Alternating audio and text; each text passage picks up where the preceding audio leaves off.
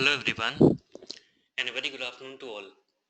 I am Ridul Mishra, and on behalf of K Ratings welcome you to a live webinar on Indian retail industry, structure and prospects. K Ratings sincerely appreciate your time in joining us for this webinar. To take you further on this, may I introduce our speaker for today, Mr. Darshini Kansara. Darshini, who is based out of our Mumbai office, is working with K Ratings as a research analyst. She is part of the industry research team. As always, the webinar discussion is in form of a presentation which is visible on your screen.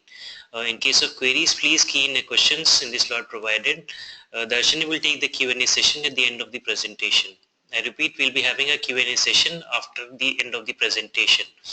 Now may I request her to begin the session.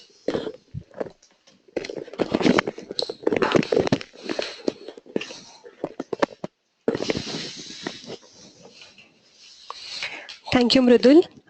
Good afternoon, everybody. We have a presentation on the Indian retail industry today. We would be covering the market size, the segment-wise update, retail formats that are there in India at the moment, major players in the organized retail with private labels, the various demand drivers, e-tail in India, which is e-commerce, financial performance of listed companies, the investments that have come in form of FDI and private equity, the outlook for the industry and the GST implications. To start off, retail is no longer only considered as stocking and selling of goods, but also the efficient management of the supply chain, developing distributor and vendor relationship, customer service quality, efficient merchandising, various promotional campaigns at the right time. Considering all this, retail industry in India today constitutes over 10% of country's GDP and employs around 8% of the population. It is valued at 672 USD billion as of 2016. In the past 2 years, it has been growing at a rate of about 12% per annum. India is currently fifth largest global destination in the retail space. On a broader category-wise classification, it is classified under organized and unorganized retail. When we talk of organized retail, it is characterized by high investments, large premises, trained staff, licensed retailers, registered to pay taxes with the government, while the unorganized retail is a traditional form of retail and is often situated near residential areas, low rentals, low tax payouts.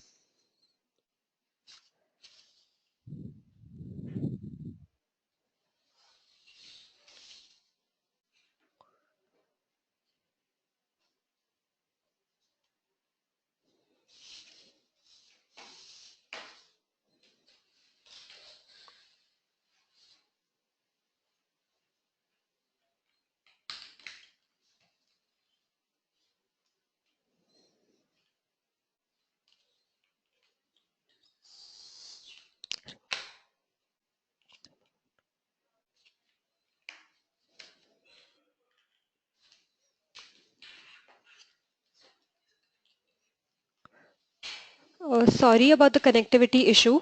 When we talk of the unorganized retail, it is considered to be the traditional form of retail, which is often situated near residential areas.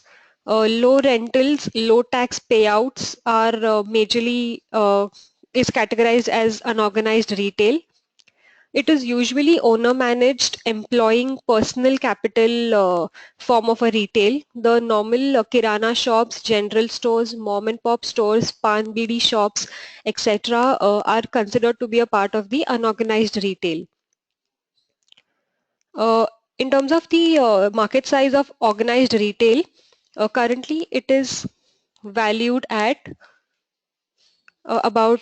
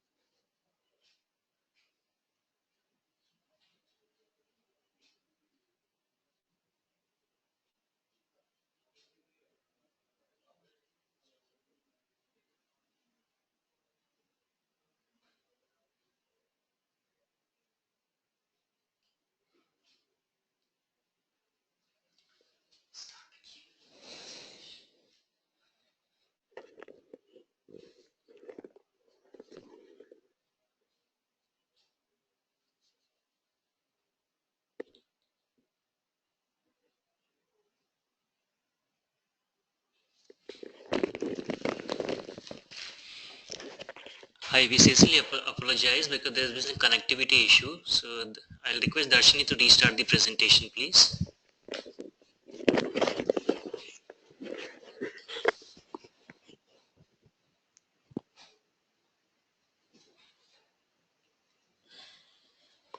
Okay, we are going to be covering the market size, the segment-wise update, the various retail formats in India, major players in the organized retail with private labels, demand drivers for the growth in retail industry, e-commerce, financial performance of listed companies, investments, outlook, and the GST implications on the industry.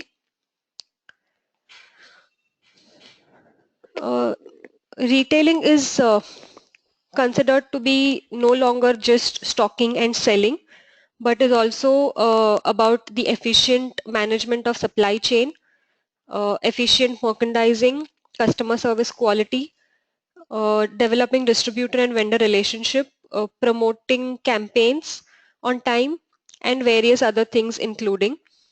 Uh, Today it constitutes about 10% to country's GDP and employs about 8% of population.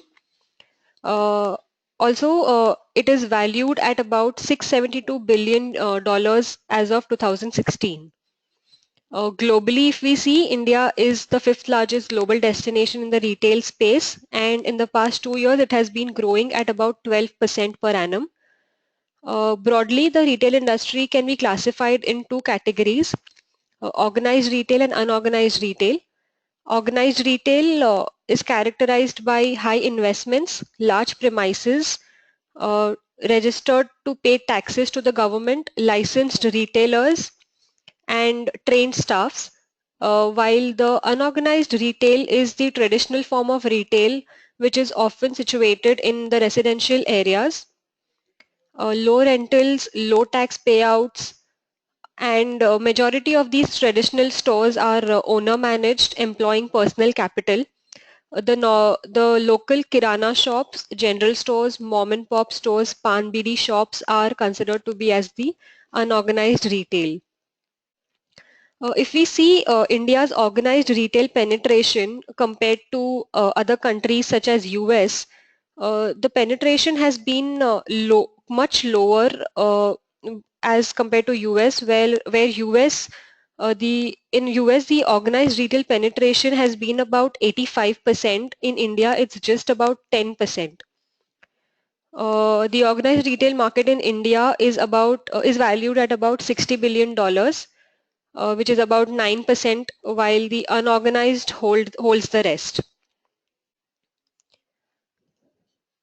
How did the evolution of the industry happen in the past few years? If we look at the first stage being the initiation, which is pre-1990. This phase was during 1960s and 1980s. If we look at the migration from villages to urban areas, towns and cities started taking place in hope of aspiring youth. Also, these led to opening of smaller stores for necessities. There was an acquaintance advantage to this. There was a repeat sales which used to happen in the local areas. However, it was limited to the customer base within that particular locality. Uh, During this period, 1960s to 1980s, domestic textile majors such as Vimal, Bombay Dyeing, Raymond's, and various others established their own retail chains. Second, conceptualization from 1990 to 2005. This is when the liberalization had opened up the Indian economy during the early 90s. Many of the corporates and first generation entrepreneurs entered this retail business, and investments from international retail started increasing in India. It is during this period that RPG Group launched Spencer's in Bangalore, Raheja's launched Shoppers Stop in Mumbai, And in 1998, even Tata Group entered retail business with their brand Westside. Many international players started entering Indian retail market. Adidas, Reebok, Nike, Levi Strauss, Wrangler, Louis Philippe, Pepe Jeans are just few examples of that. During this conceptualization period, a lot of growth in apparel retail format was significant. The third stage was expansion, which is 2005 to 2010. During this period, the share of organized retail in India started growing with substantial investments in the large Indian corporates. Uh, for example, Pantaloons Retail, now which Future Retail, had opened Hometown and E-Zone in 2006, while Reliance entered retail business with Reliance Fresh in the same year. Besides this, also government changed the FDI policy in 2006 by allowing foreign retailers to acquire not more than 51% stake in joint ventures with an Indian firm. During this period, many premium brands such as Armani, Versace entered Indian retail market. However, due to the recessionary impact during 2008 and 9 period, many over-leveraged retail stores had to shut down. Fourth stage was consolidation and growth, which is 2010 to current period. There was a huge competition in the urban areas that came in. Therefore, the retailers started moving into more smaller and tier 2 and tier 3 cities. Many online brands like Flipkart, Myntra, Snapdeal, etc. started their operations in India. In 2012, the government of India made major changes in retail FDI policy, which allowed the FDI up to 100% in single brand retail and 51% in multi-brand retail. During the consolidation period, the e-commerce emerged as major segment. We look at the market size of the industry.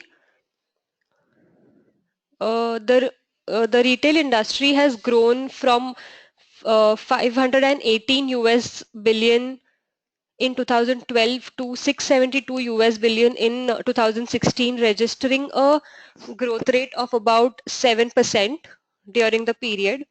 However, in the last 2 years, if we see, the retail industry has been growing at about 12% respectively on account of various changes in the demographic profile, rising income levels, easy credit availabilities, and so on.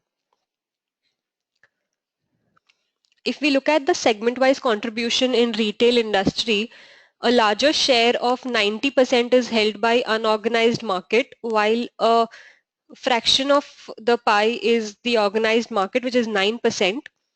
Also, e-tail has started emerging as a smaller share in the pie, which is about 1.2%.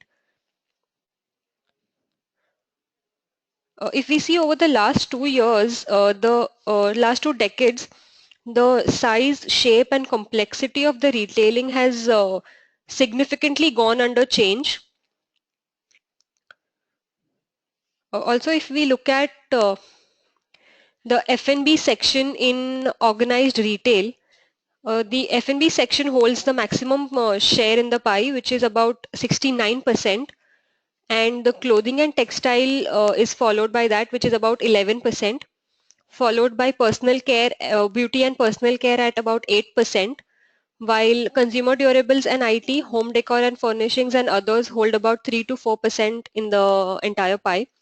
If we look at the F&B margins, they are usually lower in comparison to the clothing and textiles margins. Margins are usually higher in the clothing and textiles, and therefore the premium segment sells a lot in the clothing and textiles segment.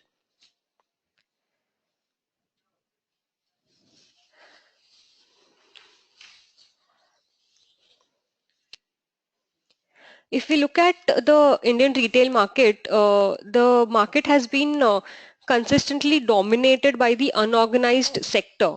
During FY16, unorganized retail has been accounting for 90% of the total retail revenue. However, if we compare this unorganized retail contribution of 15 to 20% in countries like UK, US, the figure for India is quite high at 90%.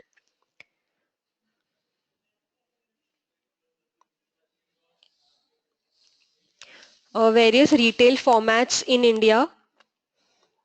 The first one is exclusive branded retail stores, which is a single brand retail. Stores like which has an exclusive showroom of either owned or franchised by the manufacturer, which is just a one brand probably. For example, H&M, it has just a brand of their own products which are manufactured by them or franchised by them, are sold in that particular outlet, is called a single brand retail. Multi-brand retail is a particular product category has been selected, and all the brands under that particular product category have been placed in that store for sale. For example, a product category of electronics has been selected. We have Chroma and Reliance Digital in that space. A product category, say electronics, all the products under electronics, say Samsung, Onida, various other brands are placed in that particular store of all the electronics.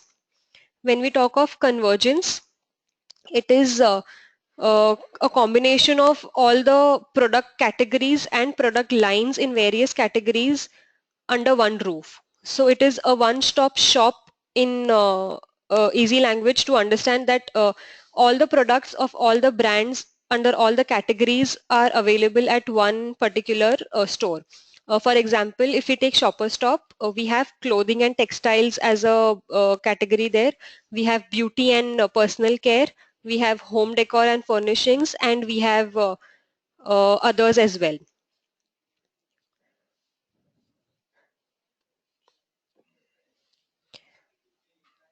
If we look at, and the fourth category is e-tailers, which is the online shopping facilities. Here, most of the brands and all there are single brand e-tailers as well and multi-brand e-tailers as well.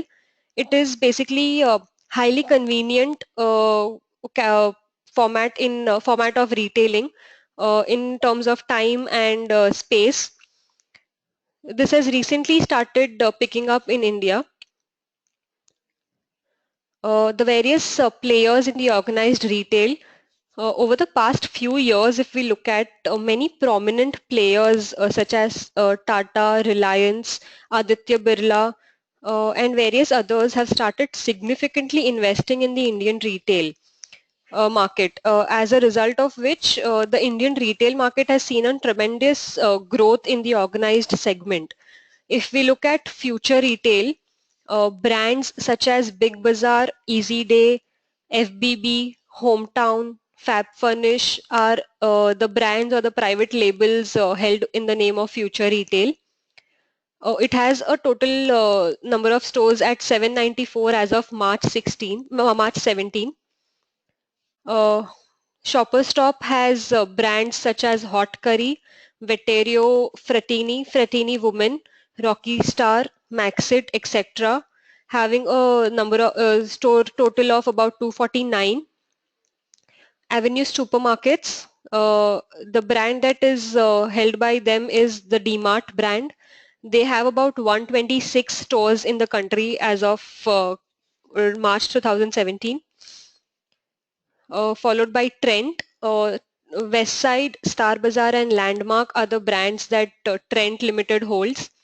It has about 160 stores in India. Aditya Birla has about 514 stores of more supermarkets, more daily, more choice amongst others. Aditya Birla Fashion Retail Limited has about 2,242 stores. Their main brand is Pantaloons, which they have under them with about 200 licensed and international brands. They also have 24 exclusive brands with them. Few of them are Honey, Annabelle, Rangmanch, etc. V-Mart and V2 Mart have about 136 and 37 stores in India. Reliance Retail has brands such as Reliance Fresh, Reliance Smart, Reliance Footprints, Reliance Trends, Reliance Digital, Reliance Jewels. Reliance has also come into the online setup recently with Agio.com. Similarly, for Aditya Birla, they have also ventured into online retail of clothing and textiles with Aboff Limited, which is Aditya Birla Online Fashion Limited. While the Spencers have about 120 stores in India, brands such as Spencer's Finest, Spencer's Smart Choice, Island Monks Kids, Mark Nicholas, Care and Essentials are held by Spencer.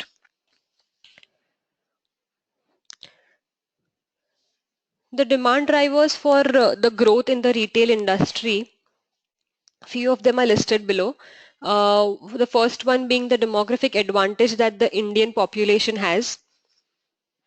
If we look at the growing population, the earning population, which is about 15 years to 64 years category, usually, it has increased from 55% to about 66% in 2016.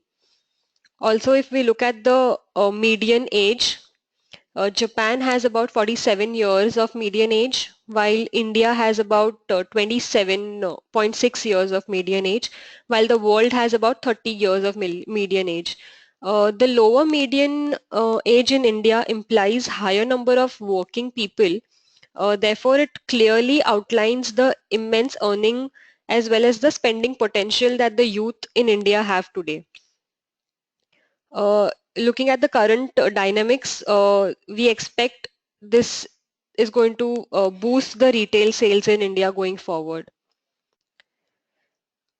Rapid urbanization. A majority of India still lives in villages. However, if we look at the paradigm shift in terms of rural-urban divide, as of 1971, 20% of population was in rural areas. However, if we look at the 2015 numbers, 33% has shifted to urban areas, while the share of rural areas has been declining consistently. The reasons for this transition from rural to urban is aspirations of higher incomes, higher standard of living, which has drawn people from villages to settle in tier 2, tier 3 and the larger cities and towns. This transition has also led to demand of increase in demand of goods.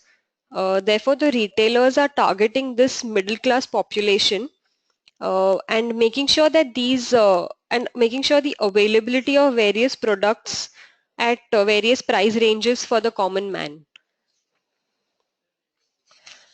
The third is the rising income levels and the growing per capita expenditure. If we look at the GDP numbers, GDP has increased from 71,600 to about 1,17,400 rupees in the last 5 years, which with a CAGR of about 10.4%. This is fueling the consumption boom. Also, correspondingly, if we see the gross national disposable income has increased at a CAGR of about 10.1%, 10.2% during the last 5 years. Also, the per capita private final consumption expenditure has been increasing consistently and has registered a CAGR of about 11.1% in the past 5 years. The growing spread of plastic money and easy credit availability is the demand driver as well. If we look at the debit card and credit card usage trend in the past 5 years, this The debit card transactions have registered a CAGR of 15.2% in the past 5 years, while the use of number of credit card transactions has increased at a sharp 28% CAGR during the last 5 years. This growing use of plastic money has resulted in increased spending, which is fueling the demand for retail sector.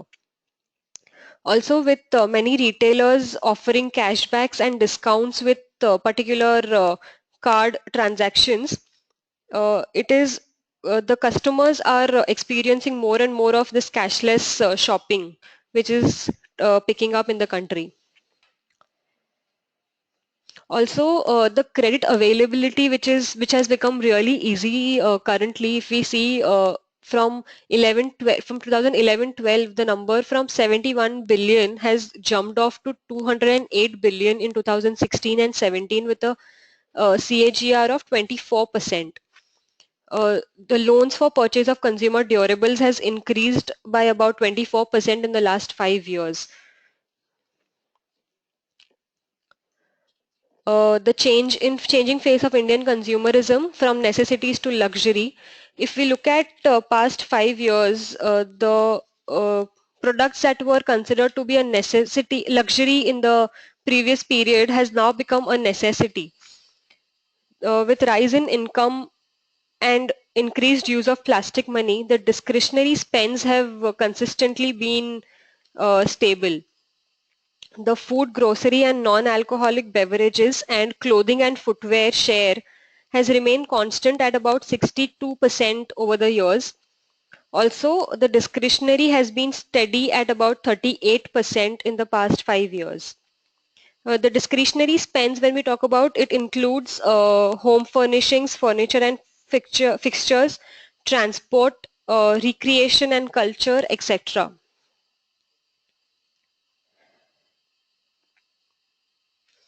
The rising growth in the number of nuclear families, the rapid growth of population that we are seeing in India, increased urbanization and unavailability of large real estate spaces.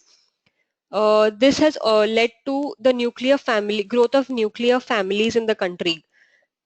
The average, if you could see, the average number of person per household has come down from 5.6 in FY81 to about 4.9 person in FY11.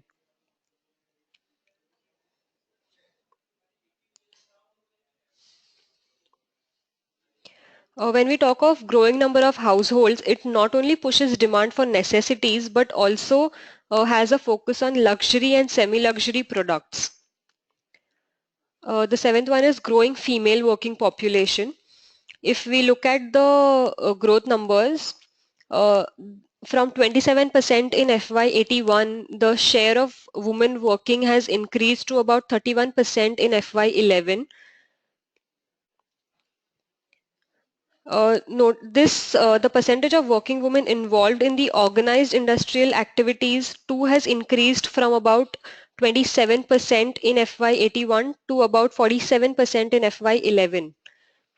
The higher purchasing power that is in the hands of working women class compared to housewife also enhances the ability of the working woman to spend much more comparatively to the housewives. This has also led to an increased demand for the retail products.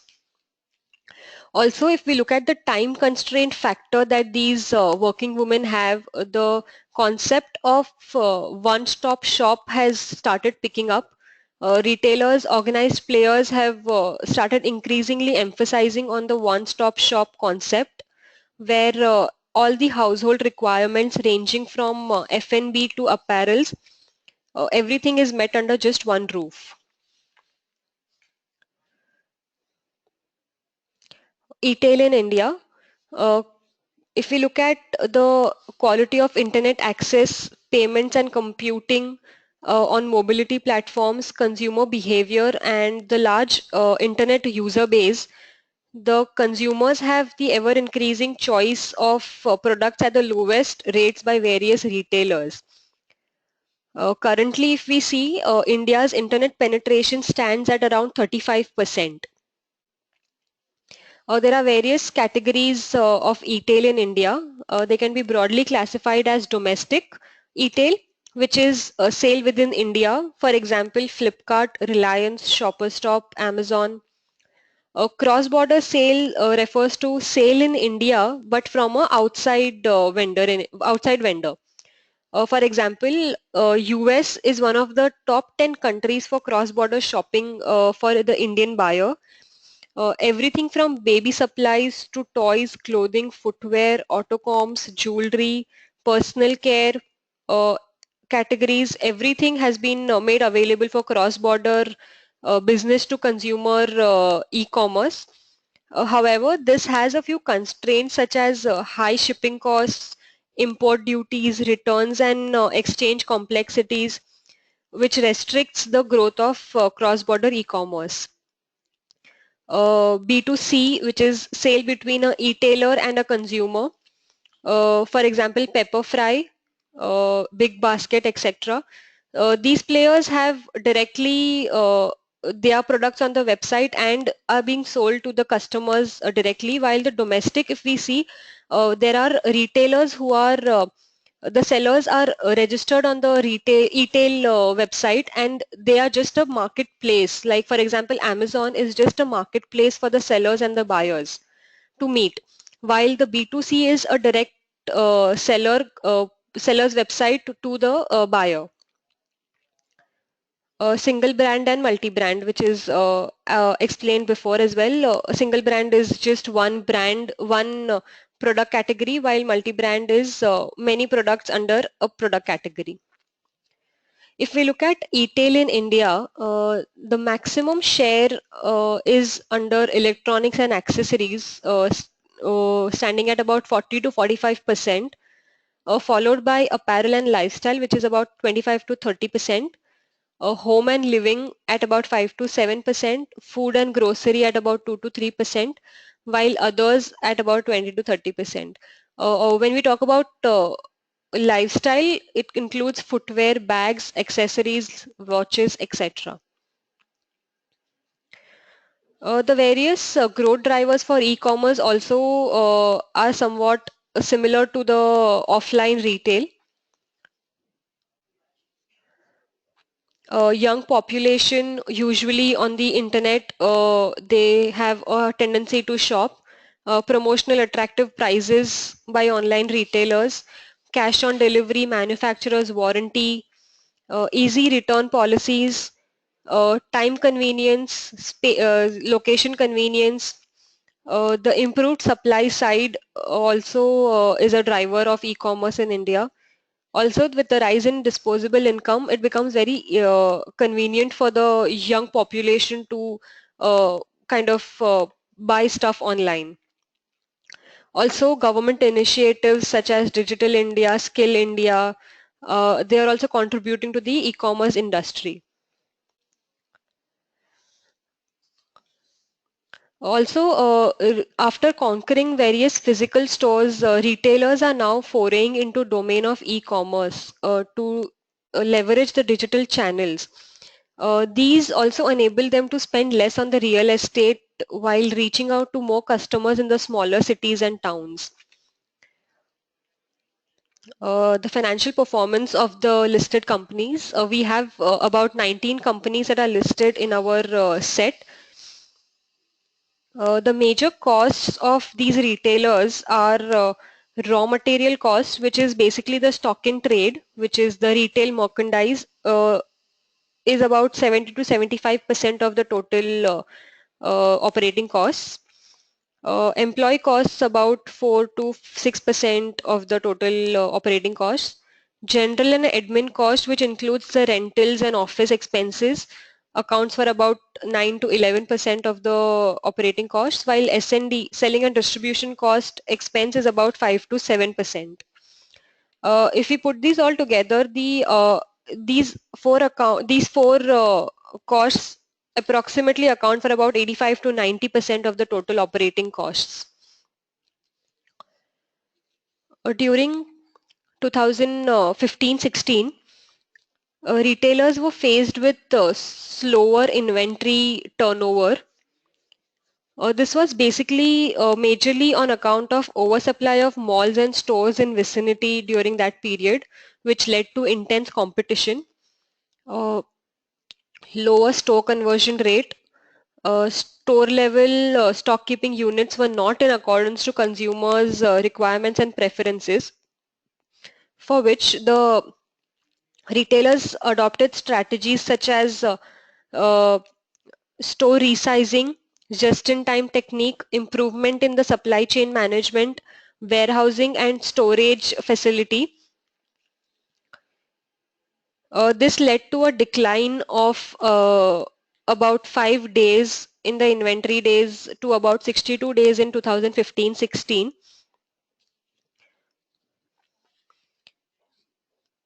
Also, discounted sales offerings improved sales volumes during the period.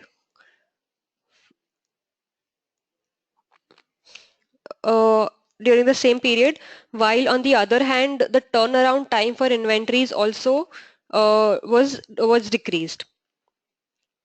However, players today are now being very cautious of increasing the number of new store rollouts. They are also shutting down the non-profitable ones to where these days the e-tailing has picked up.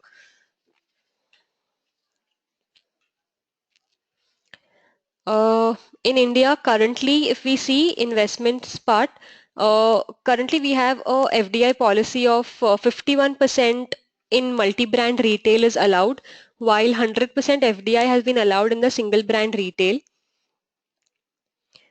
India ranks ninth in the FDI confidence index of the world, behind US, China, Canada, Germany, UK, Japan, Australia, and France. Uh, Overall, given its high growth potential, India compares favorably with global peers among foreign investors. Outlook for the retail industry in India. Uh, with with the private final consumption expenditure expected to grow at about 12.5% year on year till 2020, and GDP expected to go up by about 8.5 to 9% in the next 4 years. CARE expects the retail industry to register a growth of about 12 to 14% in the next 4 years and reach $1,150 billion by about 2020. As per the World Development Indicators database published by World Bank in February this year, India has been ranked third largest in the world in terms of PPP, that is purchasing power parity, only behind China and US. This shows how the India's growth potential in the organized retail penetration has been perceived by the World Bank.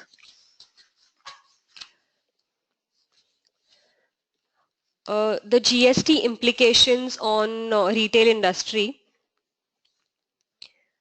Overall, if we look at, uh, we have expected GST to benefit the retail industry post some teething problems. Most of the F&B and FMCG costs are expected to come down with the current rates set at about 5 to 18%.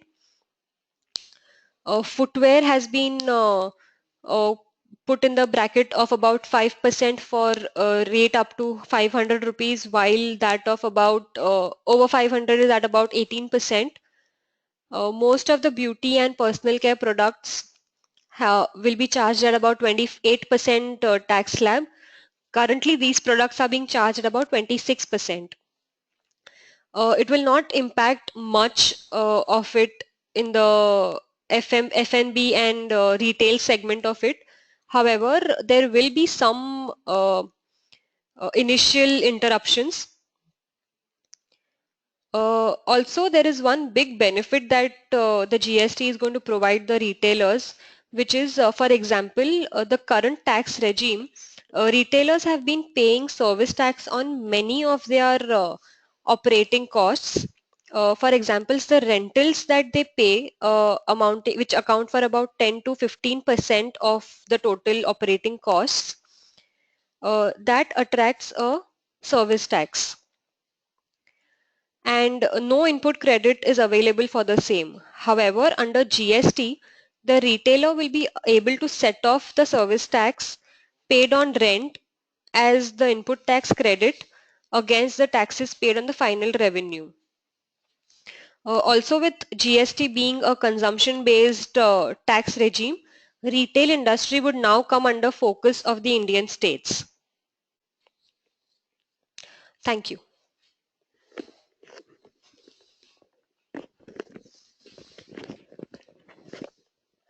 Thank you, Darshini. Dear participant, now we'll be taking a break of 2 minutes before we come back to take your queries. You're requested to key in your questions in the slot provided. I repeat, we'll be taking a break of 2 minutes before we begin our Q&A session.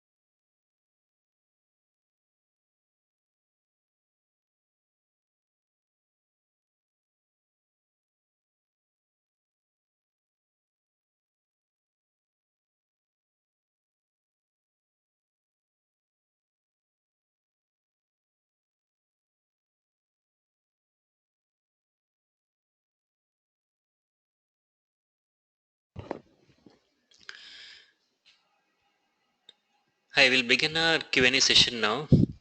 The first, we'll take a query from Yoshita. Hi, Yoshita. She's asking, will the share of e-tail post GST increase and by how much? The second query of hers is, how much will the share of unorganized retail decline post GST? And a third query is, how much will the retail industry grow by the end of this financial year FY18 or by next fiscal? Hi Yoshita, thank you for your question. With- Answering your first question, the share of e-tail, answering your question on the unorganized retail segment share, see, the traditional retailers are, however, expected to continue to dominate the largest market share in the Indian retail industry. Uh, because the normal residential kirana shops are not going anywhere. However,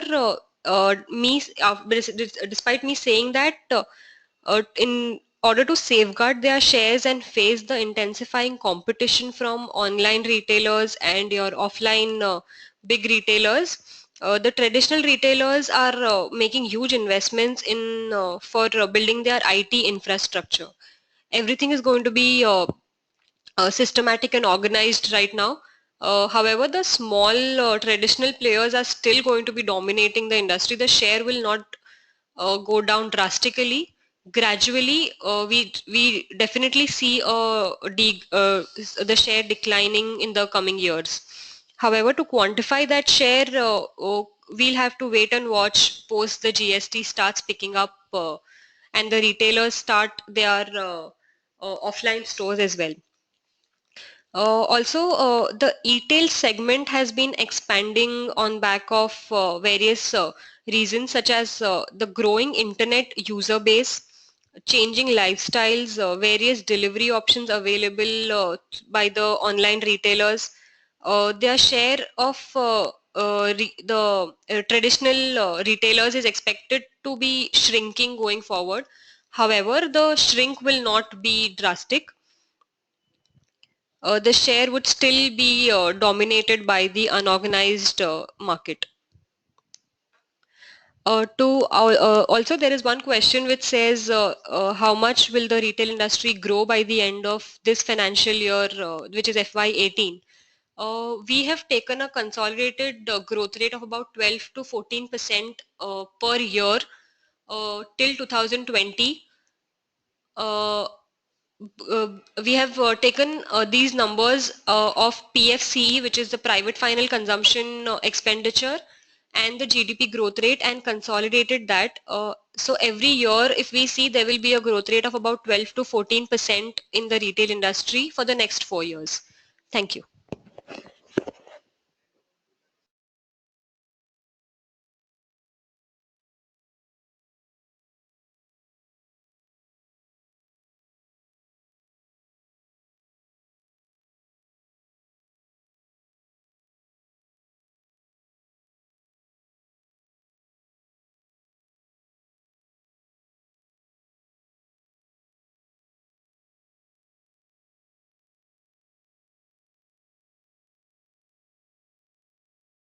The next query is from the line of Mr. Mahesh. Is asking what are the strategies what will be the strategies adopted by offline retailers to stay competitive? Thank you, Mr. Mahesh. When we talk about strategies to stay in competition with the online and offline retail, sorry, all the retailers would try and have an omni-channel presence, which is if you even have an offline retail, they would want a online site to dedicated to their products. Also, improving the logistics and supply chain management is going to be of imperative importance post GST, because the costs that are involved in logistics are really high. Also, increasing the share of in-house private labels will help them stay ahead in the competition.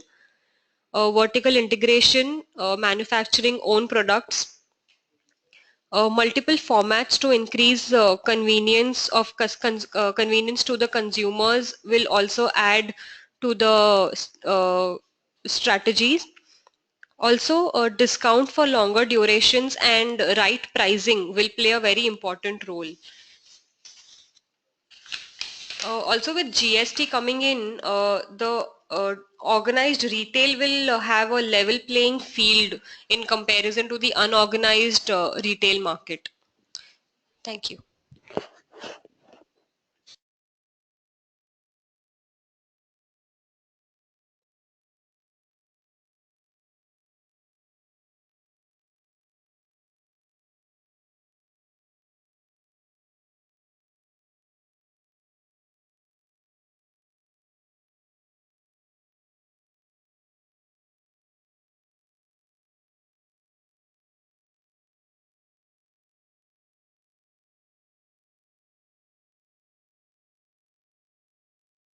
The next question is from the line of Smita. She's asking what are the key concerns of retailers post GST?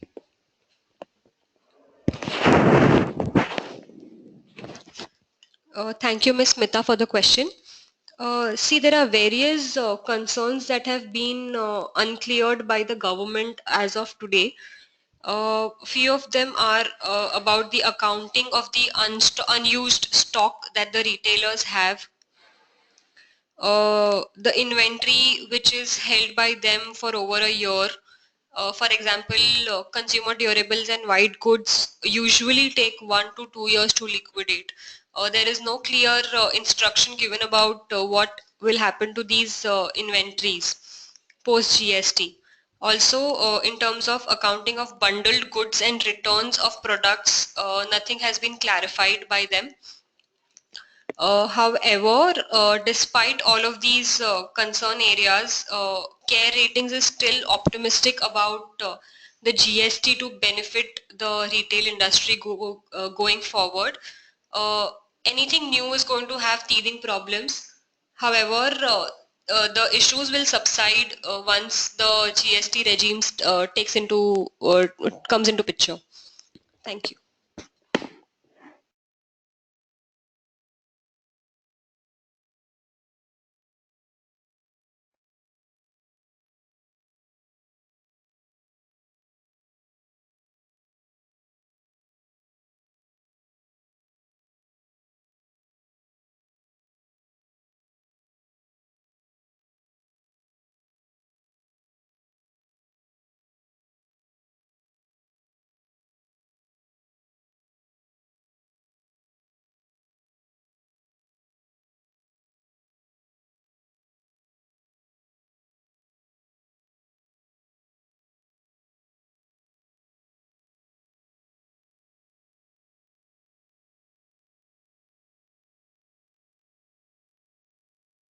Line of Manisha Porwal. She's asking the margin matrix of retailer in-house brands versus outside. Will it change for GST, or and will it change the mix?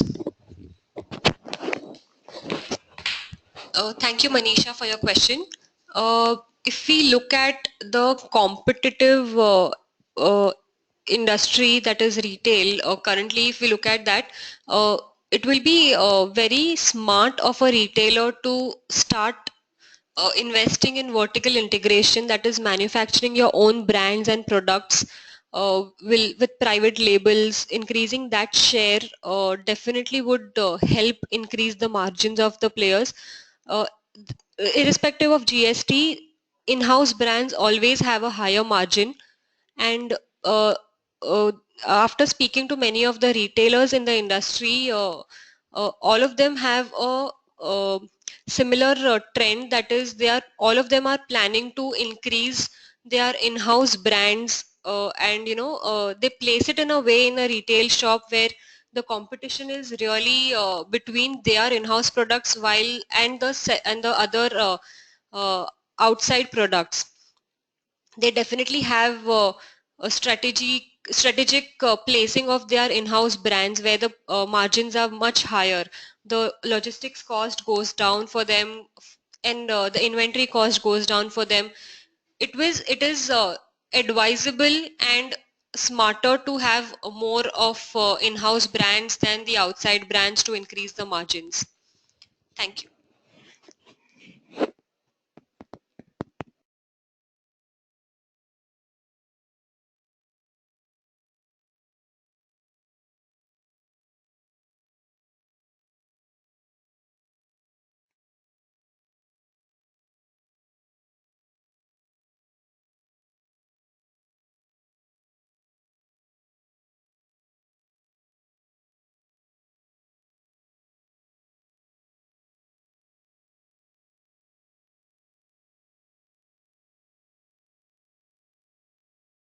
Any more queries, please?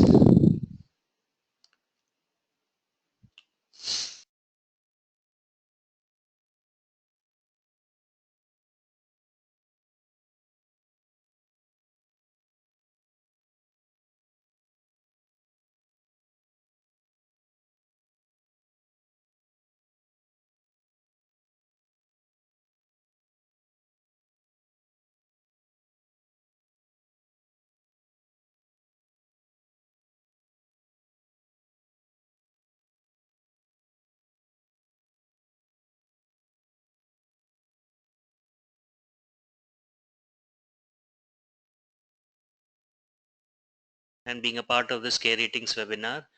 We hope the discussion and the presentation was useful, and we look forward to your participation in future also. For any further queries, suggestions or feedback, you are please welcome to write it at cop.com@careratings.com. The feedback and the email ID would be visible on your feedback box. Goodbye for now.